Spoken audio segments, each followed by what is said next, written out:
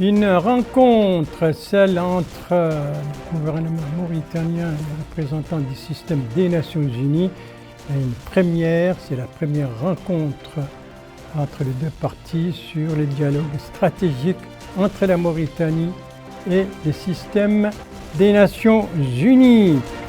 Une opération, celle d'Iftar Saïm, autrement dit la rupture du jeûne, lancée aujourd'hui par le ministère des Affaires islamiques et de l'enseignement originel au profit des mosquées des Mahdra. Des condoléances, celles du président de la République pour les parents de la famille victime d'un incendie hier soir à Toujounine, et les blessés en tout cas ont reçu la visite du ministre de la Santé accompagné du directeur et du délégué général de TASO. Voilà donc pour les principaux titres de votre journal et c'est parti. Mesdames, Mesdemoiselles, Messieurs, bonsoir et bienvenue à votre 22h de ce vendredi 9 Ramadan 1444. Et pour commencer ces 22h, ces derniers 22h, de ce mois de mars 2023. Aujourd'hui, nous sommes le 31, vous le savez. Eh bien, pour commencer, une page diplomatique avec une rencontre inédite Mauritanie-Nations Unies. C'était aujourd'hui à Nouakchott sous la présidence du Premier ministre avec participation de plusieurs membres du gouvernement mais aussi de tous les représentants du système des Nations Unies à Nouakchott. C'est une première, effectivement, c'est la première rencontre de ce genre sur le dialogue stratégique entre la Mauritanie et les systèmes des Nations Unies. Compte rendu, Bokar Baïleba. Cette rencontre, présidée par le Premier ministre, M. Mohamed Ould Messoud, vise à consolider et approfondir les cadres de coopération entre notre pays et le système des Nations Unies, conformément au deuxième plan d'action quinquennal de la stratégie de croissance accélérée et de prospérité partagée SCAP 2016-2030. Des domaines d'intervention prioritaires ont été identifiés pour les 4 prochaines années, en plus de définir des domaines d'intervention conjointes pour le système des Nations Unies et d'approuver le projet de cadre de coopération conjoint. Sous la présidence de son Excellence, Monsieur le Premier ministre, nous venons de conclure, le gouvernement mauritanien vient de conclure avec le système des Nations Unies présent en Mauritanie, la première rencontre sur le dialogue stratégique entre notre pays et le système des Nations Unies.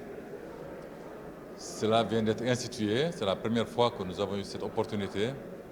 Nous avons échangé sur la manière de travailler ensemble, les priorités à accorder aux activités liant les Nations Unies et la Mauritanie. Nous avons la chance d'avoir dans notre pays plusieurs agences des Nations Unies représentées localement. Il faut coordonner ce travail, il faut le rendre plus efficace, il faut veiller à ce que le financement de nos activités soit assuré, il faut veiller aussi à ce que les résultats promis soient atteints.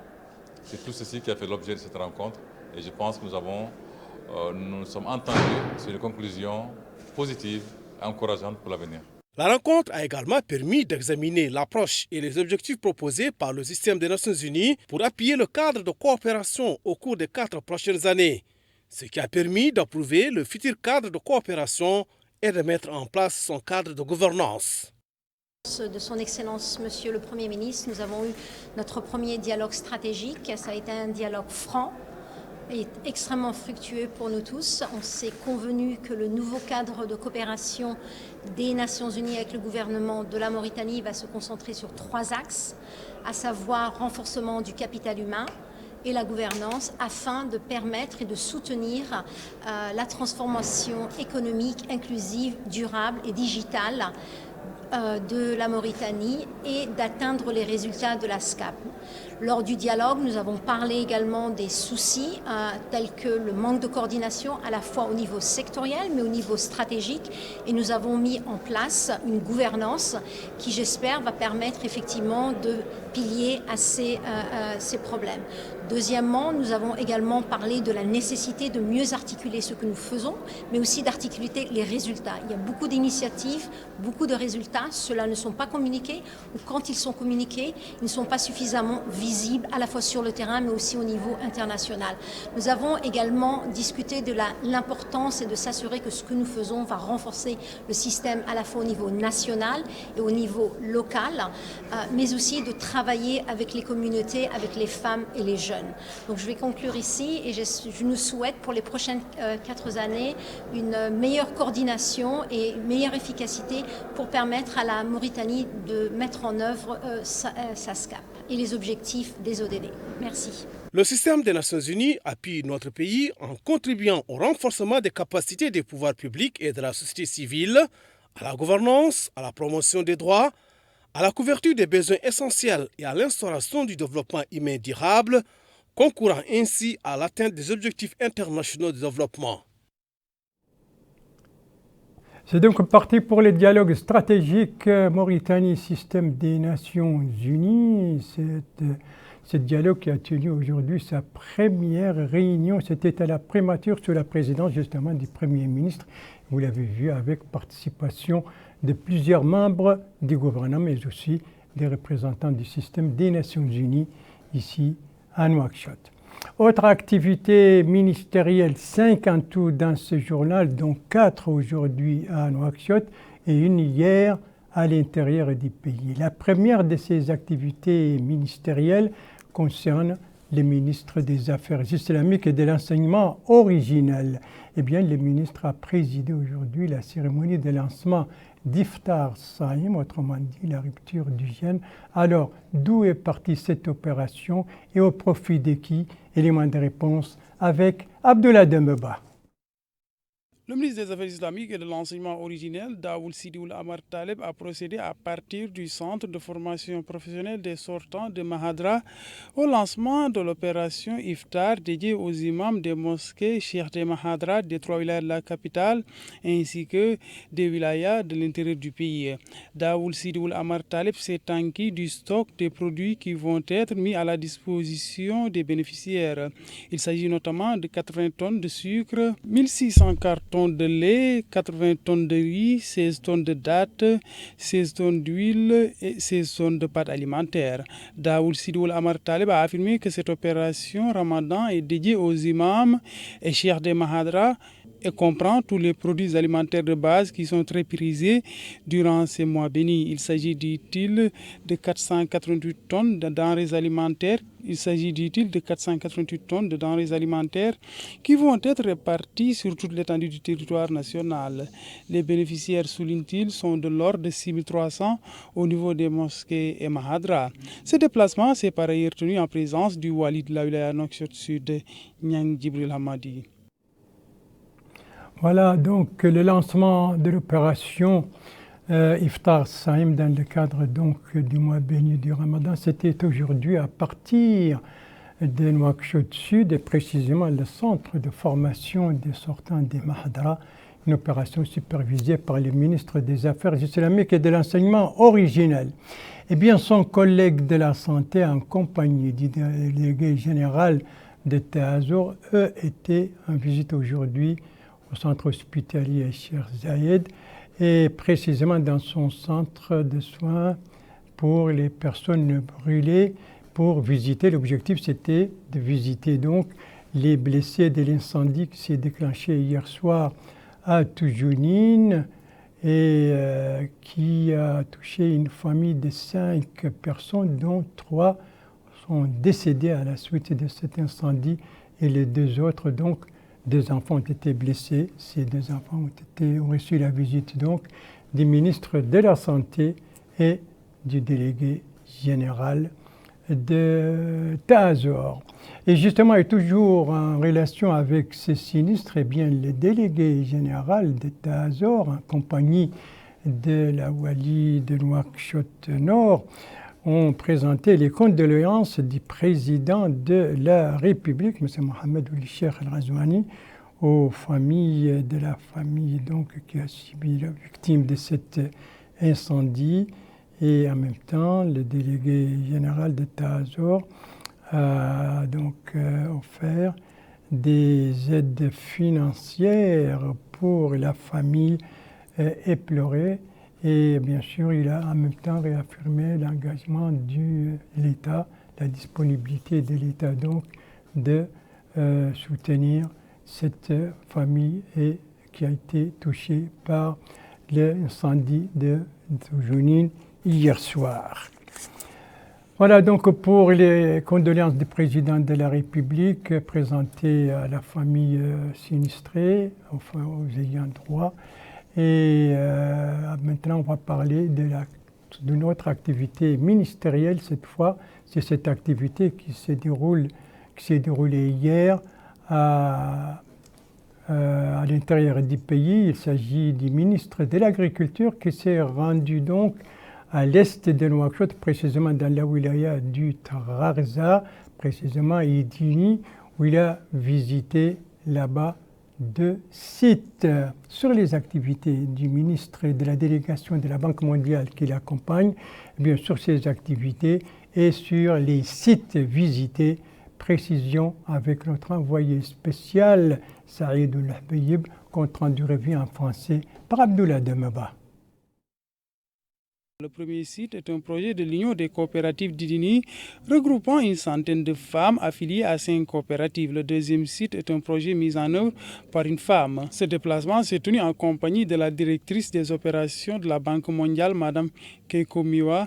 Ils ont sur les lieux reçu des explications détaillées sur les différentes composantes de ces programmes, à savoir les financements, la contribution du promoteur et l'apport du projet d'irrigation au Sahel Paris. La délégation s'est aussi réunie avec les habitants bénéficiaires de ces 2 projets qui sont mis en œuvre. S'exprimant au nom des bénéficiaires, cette résidente a exprimé ses remerciements à l'endroit du président de la République pour l'attention accordée au secteur agricole. Elle a aussi formulé des doléances rapportant à la fourniture d'eau et d'intrants agricoles. Les bénéficiaires ont aussi salué le soutien dont ils ont bénéficié de la part du projet Paris. Le ministre de l'Agriculture et la mission de la Banque mondiale effectué tout à l'heure une visite pour 2 sites. Le premier site concerne l'irrigation collective à travers la mise en place d'un jardin maraîcher de 5 hectares qui est exploité par 100 femmes. Et le deuxième site concerne une seule femme avec sa famille.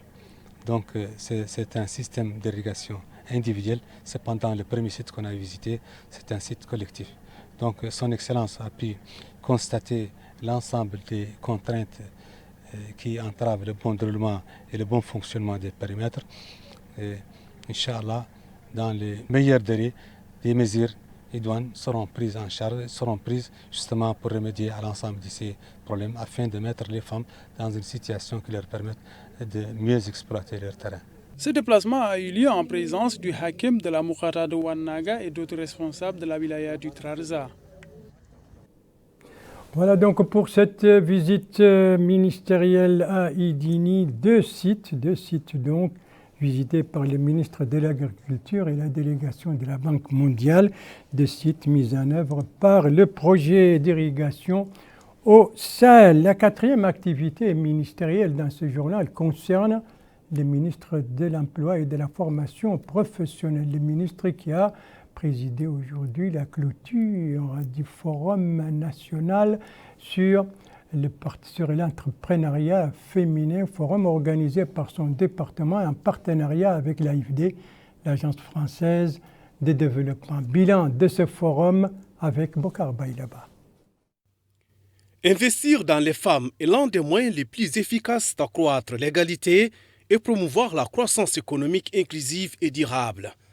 Et la tenue du premier Forum national pour la promotion de l'entrepreneuriat féminin, organisé par le projet Mon Projet, Mon Avenir, a permis aux participants de débattre des différentes contraintes qui freinent l'épanouissement de l'entrepreneuriat féminin en Mauritanie et les efforts consentis par les hautes autorités du pays en vue de surmonter ces contraintes.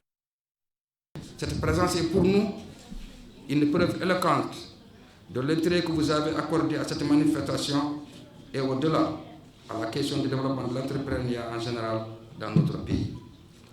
Pour réserver le chômage des jeunes et des femmes, le gouvernement a activé plusieurs leviers, parmi lesquels le financement et l'accompagnement des PME et des activités génératrices de revenus dans les secteurs productifs.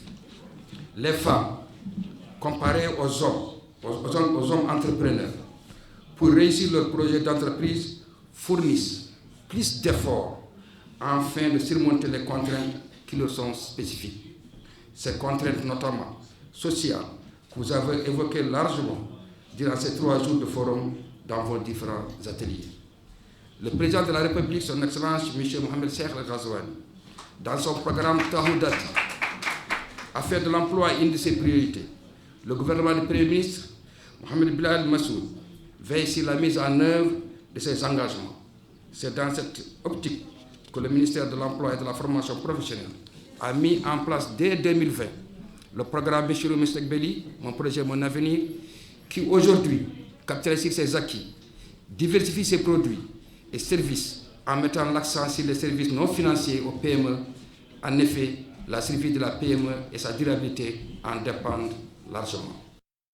Il est ressorti du forum que les investissements réalisés dans les programmes spécifiques aux femmes peuvent avoir d'importantes répercussions sur le développement, puisque les femmes consacrent généralement une plus grande part de leurs revenus à la santé, à l'éducation et au bien-être de leur famille et de leur communauté que les hommes.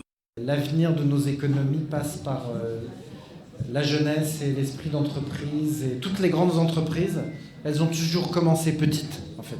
Ça n'existe pas une grande entreprise qui arrive comme ça de la lune. Toutes les entreprises, elles commencent petites et puis elles grandissent. Et elles créent des réseaux et elles progressent.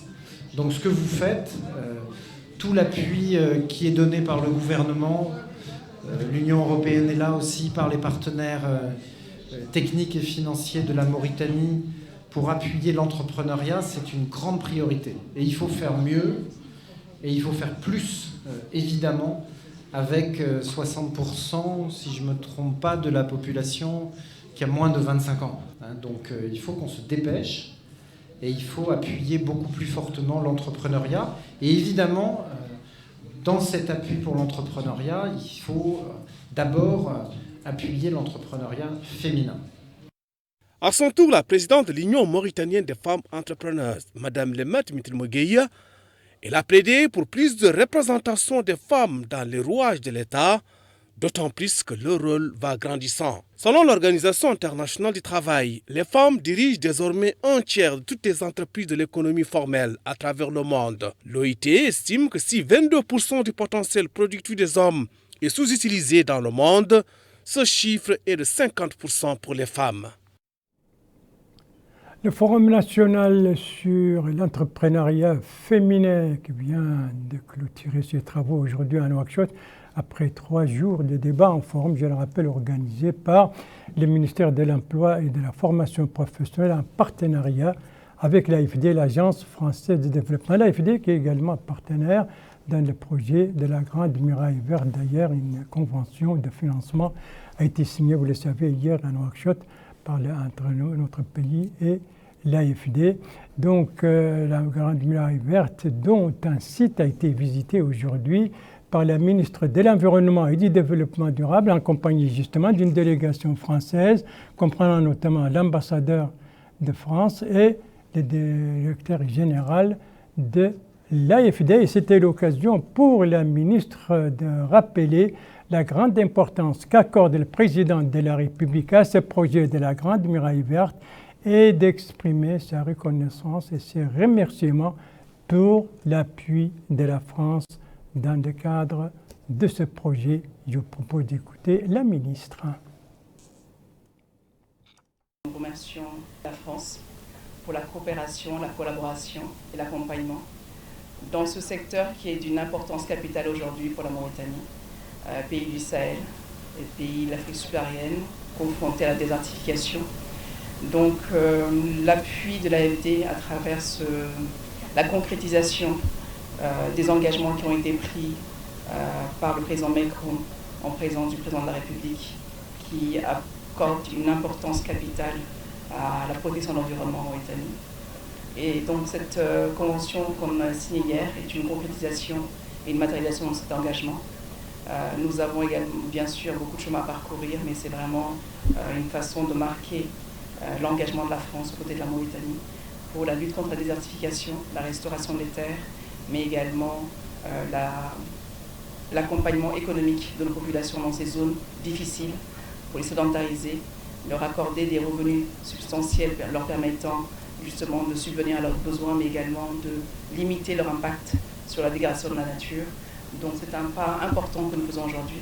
Donc nous remercions M. Rémi Rue d'avoir fait le déplacement, d'être venu nous voir et d'être venu nous voir ce site qui est un site important et qui concrétise vraiment le défi de la lutte contre la désertification en Mauritanie. Nous avons 1 million de kilomètres carrés, 83% de pays de désert, et donc c'est un travail au quotidien, c'est une lutte au quotidien pour stopper les dunes, restaurer les terres, faire en sorte que l'agriculture, l'élevage, la pêche, tous ces secteurs qui sont des secteurs productifs importants pour la survie de la population, continuent à être des secteurs productifs justement et des secteurs qui contribuent de manière efficiente et efficace à l'économie mauritanienne. La ministre de l'Environnement et du Développement durable, à l'occasion de la visite qu'elle a effectuée aujourd'hui dans un site de la Grande Muraille Verte en compagnie d'une délégation française, comprenant notamment l'ambassadeur et le directeur général de l'AFD. Après l'environnemental, la justice, avec cette campagne nationale de sensibilisation organisée par le département de la justice, lancement aujourd'hui, opération présidée par le secrétaire général du ministère de la Justice. Alors que vise cette campagne nationale? Élément de réponse avec Bokar Baïleba. L'objectif de la campagne est d'identifier les différents obstacles qui empêchent l'application pratique des lois criminalisant l'esclavage et les pratiques esclavagistes, punissant la traite des personnes et protégeant les victimes. Cette campagne couvrira toutes les wilayas du pays. Et dans une allocution prononcée pour la circonstance, le conseiller technique du ministre de la Justice, Amarul El-Qassem, a indiqué que la Mauritanie est l'un des pays qui ont pris l'initiative de lutter contre la traite des êtres humains en adhérant à un certain nombre de conventions et pactes internationaux, en plus du protocole visant à punir la traite des personnes, en particulier des femmes et des enfants, en publiant une loi nationale pour lutter contre la traite des êtres humains en 2020. Il a rappelé que la création de l'instance nationale de lutte contre la traite des personnes et le trafic de migrants confirme la détermination du gouvernement à poursuivre les efforts de lutte contre la traite des êtres humains, conformément aux directives du président de la République, M. Mohamed Ould-Cheikh El-Ghazouani. A noter que les participants à la campagne, essentiellement les juges, les officiers de police judiciaire et les greffiers, suivront des exposés présentés par un certain nombre d'experts judiciaires sur les lois régissant le domaine. Voilà, campagne nationale donc de sensibilisation des autorités d'application de la loi relative aux affaires judiciaires de la traite des personnes et des pratiques esclavagistes. Campagne qui a été donc lancée à partir d'aujourd'hui à Nouakchott. Merci de suivre les JTF de Mauritanie à la suite du journal avec l'animation religieuse à l'occasion de ce mois béni du Ramadan et bien entendu avec aussi la poursuite de l'opération Ramadan. On va commencer par l'animation religieuse avec la conférence quotidienne, celle qui s'est tenue aujourd'hui à la grande mosquée ici à Nouakchott, dite mosquée saoudienne. Eh bien, celle la 9e depuis le début du mois béni du Ramadan. On va savoir quel était son thème et qui l'a animé tant du côté médical que du côté religieux. Élément de réponse avec Mohamed Khattat. Animé par l'érudit et le faqih Mohamed Abdelrahman Ould Ahmed, alias Ould Feten, à la grande mosquée saoudienne, la conférence ramadanesque quotidienne de ce 9e jour du mois béni du Ramadan a porté sur le Saint-Coran, sa compréhension et son application en tant qu'œuvre divine parfaite et donc absolument inimitable dans son sens comme dans sa forme. L'occasion pour l'érudit de rappeler que le faux ne peut atteindre le Coran d'aucune part, ni par devant ni par derrière, car c'est une révélation émanant d'un sage digne de louange. وَإِنَّهُ لَكِتَابٌ عَزِيزٌ لَا يَأْتِيهِ الْبَاطِلُ مِنْ بَيْنِ يَدَيْهِ وَلَا مِنْ خَلْفِهِ تَنزِيلٌ مِنْ حَكِيمٍ حَمِيدٍ. Ould Feten a ajouté qu'en plus d'être protégé par le Tout-Puissant, le Coran est le dernier livre et le plus court des livres descendus des cieux et a réuni tout ce qu'il y avait dans tous les autres livres qui l'ont précédé. Il les a tous résumés et le bon Dieu l'a résumé dans une seule de ces sourates qui ne dépasse pas 7 versets, ayat, et qui est la Fatiha, laquelle est résumée en une seule ayat, un seul verset d'elle-même, qui est « C'est toi que nous adorons et c'est toi que nous implorons. Iyyaka na'budu wa iyyaka nasta'in » Le savant a précisé que tous les savoirs et toutes les connaissances des anciens et des nouveaux ont été réunis dans cette sourate et ce livre sacré du Saint-Coran. Le volet santé de cette conférence ramadanesque était animé par le docteur Cheikh Mohamed Fadel Abdi Gouhi, qui a évoqué l'importance du jeûne, soulignant qu'il procure à l'individu un climat de sérénité et de paix de l'âme et de confort, lui permettant de contrôler ses idées, ses esprits, de tirer une énergie positive de cette ambiance de lecture du Coran, de la prière, et pour ainsi dire, permet de l'éloigner des perturbations psychiques et du stress. C'est dire que les fidèles ont suivi une conférence débat riche en enseignements sur leur religion et leur santé. Et cette conférence était la 9e depuis le début du mois béni du Ramadan, une conférence donc qui avait pour thème côté religieux les Saint-Coran et côté médical les maladies psychiques et le jeûne. On va voir maintenant à l'autre côté de ce mois béni du Ramadan, maintenant l'opération Ramadan, en commençant d'abord par la sensibilisation et les réunions, dont notamment celle qui s'est tenue aujourd'hui à Kaïdi, présidée par le Wali, une réunion qui a regroupé autour de lui des représentants de la Fédération des commerçants, mais aussi du syndicat des bouchers, des syndicats aussi des boulangers. Et c'était au centre de la discussion, donc, c'était bien entendu la situation dans le marché, l'approvisionnement, les prix, et surtout que cette réunion, a dit le Wali, va être désormais, va se tenir tous les 10 jours durant le mois béni du Ramadan. Opération Ramadan à présent qui se poursuit sur l'ensemble du territoire national. Nous avons choisi ce soir 2 wilayas, à savoir le Guidi Maha et le Lenchiri. Alors, comment cette opération se déroule et à Selibabi et à Agjucht? Éléments de réponse avec nos correspondants régionaux dont les reportages ont été ramassés, retravaillés en français par Mohamed Khattat.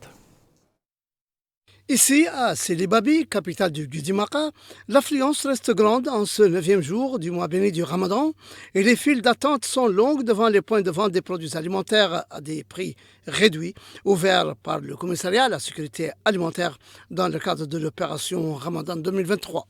L'occasion pour le délégué régional du CSA au Guidimaka, M. Mohamed Mahmoud Ali, d'affirmer que plus de 70% des quantités des produits essentiels destinés à l'opération Ramadan au niveau de la wilaya sont déjà sur place, ce qui, a-t-il dit, veut dire qu'il n'y aura pas de rupture de denrées de base. Nous avons, a-t-il précisé, distribué à plus de 1200 bénéficiaires, soit en ce 9e jour du Ramadan, le tiers des 3000 bénéficiaires programmés dans cette opération de Ramadan.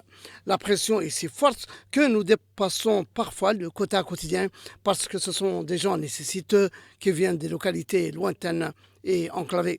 Les bénéficiaires de ces produits alimentaires ont exprimé leur satisfaction pour ce geste louable venu à point nommé. Ils ont remercié le président de la République, M. Mohamed Cheikh Al-Qazouani, pour la grande attention qu'il porte aux personnes à revenus limités et aux groupes de citoyens vulnérables. Ici, à Agjucht, l'opération Ramadan visant à rendre disponibles les produits de rupture du jeûne tout au long du mois béni bat son plein avec une affluence toujours grandissante. Pour le responsable des stocks du commissariat à la sécurité alimentaire dans la wilaya de Lenchiri, M. Sidi Mohamed Oulzain, depuis le lancement de cette opération par les autorités locales au premier jour du Ramadan, l'affluence n'a cessé de croître. L'opération va profiter, a-t-il dit, à 2560 familles parmi les franges les plus vulnérables de la société. De leur côté, les bénéficiaires ont exprimé leur satisfaction face à ces efforts consentis par les autorités, comme cet homme qui affirme que le montant de 20 050 ouguiyas fixé pour un lot de denrées est réel et respecté ici, alors qu'il est triplé en marché pour le même lot de produits alimentaires comportant du riz, du sucre, des huiles, des dattes, du lait en poudre, des pommes de terre et des oignons. D'autres bénéficiaires ont loué l'opération et son importance, remerciant l'État, le président de la République en premier, pour les aides octroyées aux personnes à revenus limités et aux groupes vulnérables. Et c'est sur le déroulement de l'opération Ramadan et à Célibabi et à Agjout que s'achève ce journal. Merci à vous, mesdames, mesdemoiselles, messieurs, de l'avoir suivi. Merci bien entendu aux équipes rédactionnelles et techniques qui ont participé à sa conception. Je vous en rappelle les principales informations. Ici, nous sommes à la primature avec cette première rencontre sur le dialogue stratégique Mauritanie-Système des Nations Unies. Réunion tenue aujourd'hui sous la présidence du Premier ministre.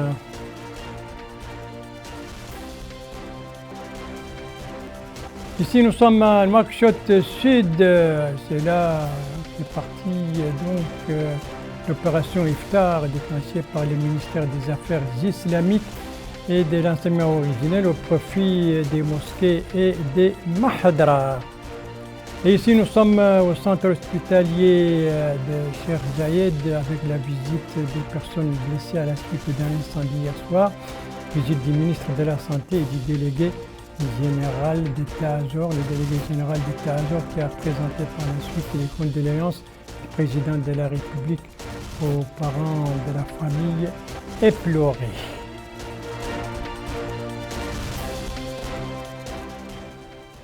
Voilà, il ne me reste plus qu'à vous souhaiter une très bonne fin de soirée, une très bonne fin de semaine et bien entendu un très bon jeûne et à vous donner un rendez-vous, Inch'Allah, demain à la même heure, 22h. Bonsoir.